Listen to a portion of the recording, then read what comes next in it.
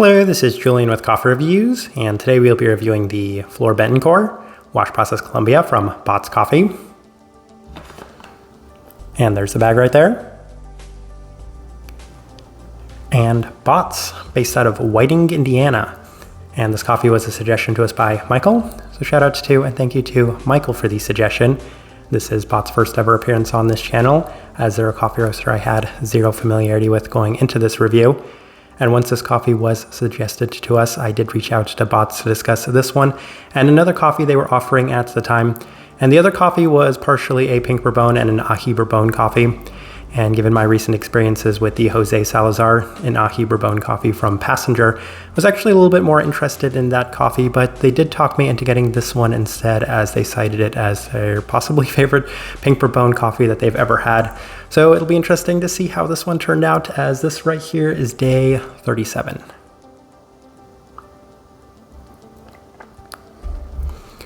And recipe we went with for this coffee was our standard recipe, which was a 16:1 water to coffee ratio, brewed at 96 degrees Celsius, about 205 degrees Fahrenheit. And I like this one best through the V60, which indicates a more medium fine grind. Roast profile for this coffee. So when discussing their coffees with them, they identified their coffees as being a more developed Nordic profile. And I could see that it's a little less developed than some of the Nordic coffees that we have reviewed, as the Nordic scale actually does seem to range quite a bit.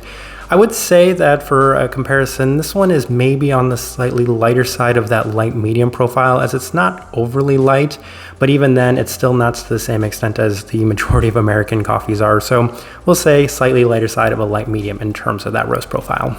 With that out of the way, let's go ahead and start discussing this coffee. Day 14, first impression, ran it through the V60, and the cup was insanely sweet right from the onset, as it offered a lot of the classic pink bourbon brightness to the cup with a sugary fruit intensity to the point where it was actually reminiscent of gummy worms for me. Extremely tropical fruit forward, lending itself to an absolutely wonderful first impression. Day 17 ran it through the Chemex, and it was a very different cup, as it was offering significantly less sweetness and much more of a citric forward cup. There's still a tropical aspect to the cup that was a little bit in line with that listed passion fruit. Still a very nice cup of coffee, but not to the same extent as that first experience. We continue on to day 19. Ran it through the April dripper, and it was back to its early best, as it was offering a very bright and sweet forward cup with a wonderful tropical profile right from the onset, reminiscent of tropical gummy worms yet again, slightly unripened pineapple, mango taffy, and a bit of the listed passion fruit. Overall, it was wildly tropical, another really nice day of this coffee. So we continue on to day 21, and I decided let's push the extraction on this one a little bit, up the temperatures, a little bit more fine of a grind. And I came to realize very quickly that this coffee is a fair bit more finicky than I might have expected, as there was plenty of its brightness present in the cup, to the point where it actually became a little bit more tart and Kenyan-like, as it wasn't offering the same sort of sweet and defined fruit profile that it had in the earlier days. Still a fair bit of that listed passion fruit, but it finished behind the very bright forward cup right at the start. Day 24, same adjustments to the Chemex, and it's at this stage I actually began to wonder whether or not this coffee just experienced that pink bourbon drop-off. As a lot of people say that pink bourbon coffees start out really nice, but it gets to a point where they just completely fall off. And this was possibly the case, as it seemed to yield an undefined brightness to the cup yet again. It was a bit more bitter, and there was a background tropical aspect underneath all the brightness, but right at the onset from these 2 days, it was just extremely bright forward, and it was an undefined brightness, and there was little to pick out behind that. You just had to wait for it to cool down, and then in the finish you were getting a little bit more, but that brightness really seemed to dominate the cup. Day 27, back to the original recipe, and it's at this moment I came to realize that this coffee just kind of came full circle, as it was back to its best, indicating that the coffee was just actually extremely sensitive to the brewing we went with. Back to tasting very much like gummy worms with a sweeter citric aspect, so much better on this day. Day 31, back to the original recipe with the Chemex, and it's a very bright with the citric aspect in the cup yet again. So these two notes are pretty much the same as our first two notes from the V60 and from the Chemex. Slightly sour tropical gummy worm-like sweetness. It's a bit more back on track at this point. And on day 33, same recipe as the previous day through the V60. Slight bit more brightness. It's a little reminiscent of what I would describe as a bitter grapefruit. A slight bit of the brighter aspects. Again, that gummy-like attribute is also present. It's a pretty sweet cup of coffee overall, but it's, at this time, the best way I could describe it is maybe like a tropical sour gummy worm. And honestly, from those earlier impressions, that's kind of the best way I can describe it, is a sour tropical gummy worm. Very sweet and a fair bit of this slight bitter aspect to it as well. All right, let's go ahead and put up the tasting wheel so you can see what we're getting. And we have quite a few level 4s, so let's start with the cleanliness. Level 4, yes, we have a wash processed Colombian coffee. I don't think that there's too much to say on that. I feel like at times maybe it was slightly marred by a bitter aspect when we really pushed the extraction on this one, but other than that, even then it still is going to reach that level 4 mark. It's very much in line with the expectations for a wash processed Colombian coffee. Finish, level 4.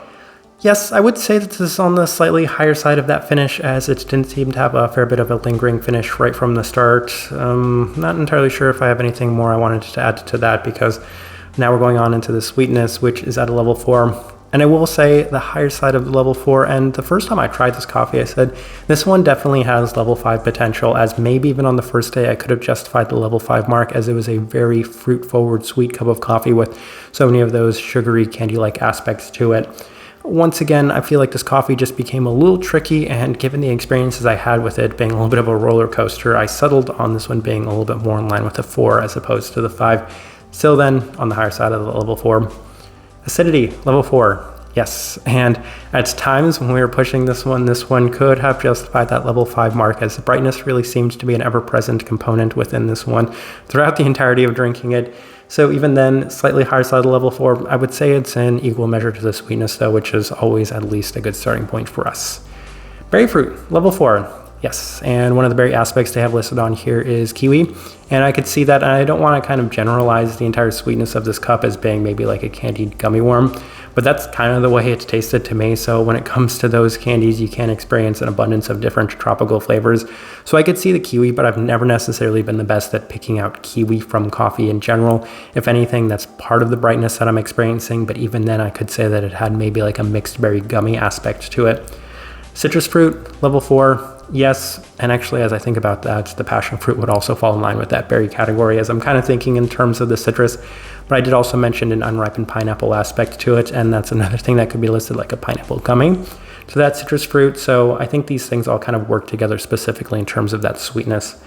Stone fruit, level 4. Yes, there was one note specifically I referenced mango taffy, and I could definitely see a fair bit of the stone fruits in this one as well. Lighter side of the stone fruits, I would say that the sweetness, the gummy-like sweetness, was on the slightly lighter side of things. So all 3 of those fruit components reached that level 4 mark. Bitterness, level 3. Yes, that's another thing I've actually been discussing a lot throughout this coffee, because it did have a fair bit of an interesting bitter aspect to it, and I couldn't help but align that with maybe, again, that unripened pineapple, or even at times a grapefruit-like attribute to it. And I've also mentioned that at times it came out a little Kenyan tart-like, so even some more tart berries that were maybe on the slightly more bitter side of things. So abundance of fruit factors, and the bitterness can be seen quite a bit throughout this coffee. The other thing we have at the level 3 is the florality, and that's an interesting one, as I was able to experience we'll just say a little bit more of an undefined floral aspect within this one on the slightly darker side of things. So it was notable enough to actually reach that level 3 mark, signifying that there was a slight bit more florality than I might have expected within this coffee. And then the final thing worth discussing is the body at level 2, and that's actually really surprising to me given what this coffee is, but this one came out a little bit more light-bodied than I might have expected given what this coffee is. I was expecting it to have maybe a little bit more texture, but that's fine with me. Body's not necessarily the biggest priority, so I think it was something definitely worth noting. Still on the higher side of level 2, but not to the same extent I typically experience from a coffee like this. Other than that, I do think that's actually a pretty good representation of what I was getting from this coffee. All right, so my overall thoughts and impressions of this coffee.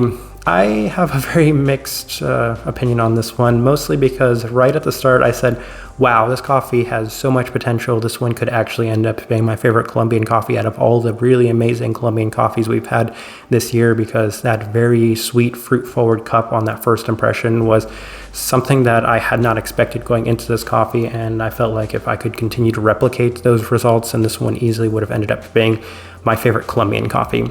So that's why it became a little tricky, that trying to work with and adjust this coffee throughout seemed to take it backwards. That didn't really help, as it felt like that first impression I had, no matter what I did from that point going forward, I couldn't quite replicate it. And I've said in the past, I'm not necessarily the biggest fan of brew guides and recipes, mostly because if the coffee's good and consistent, then it shouldn't matter too much how you brew it or what you do to brew the coffee. This one's the exception, though. I can definitely say that, because this coffee was kind of night and day with the adjustments I had made. So this one definitely did lend itself towards maybe some tinkering and working with this one a little closer, because with even some minor adjustments, I was just noticing differences between the V60, the Chemex, increase in temperatures, a slightly more fine grind. All of those things just had such a dramatic impact on this coffee, where that's not normally the case. So this one ended up being good. I still have a fair bit of it left, and I'm going to continue to play around with this coffee a little bit and see what else I might be able to get from it. I don't usually work with 12-ounce bags of coffee, so that's why I have a lot more of this than I typically would with most coffees.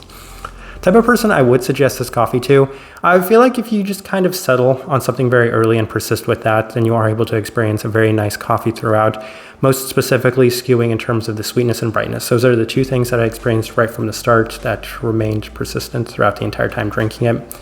At the same time, it still offers some wonderful fruit components throughout. As you saw, all of the fruit characteristics were scoring pretty high on this one.